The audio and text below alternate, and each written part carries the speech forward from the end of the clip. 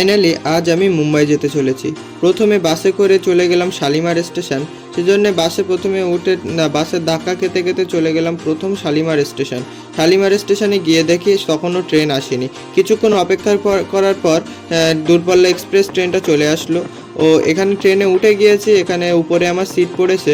ট্রেনের সুন্দর দৃশ্য জার্নি করতে করতে পৌঁছে যাব মুম্বাই, আর তোমাদেরকেও দেখাবো। এখানে একটু ট্রেনটা দাঁড়িয়ে ছিল, সেই জন্য তোমাদেরকে একটু দেখালাম। এই যে সেই সুন্দর সুন্দর দৃশ্য, প্রকৃতির দৃশ্য তোমরাও দেখো। তো ফাইনালি আমরা মুম্বাই ঢুকে গিয়েছি 2 দিনের জার্নি করে। অনেক কষ্ট হয়েছে কিন্তু ভালোও লেগেছে। এবার এখান থেকে বেরিয়ে যাব, অটো ধরবো। তো মুম্বাই শহরে প্রথম অটো ধরলাম। এখানে আমি প্রথমবারই আসলাম, ঘুরতে এসেছি বেসিক্যালি। এখানে আমার মামারা থাকে।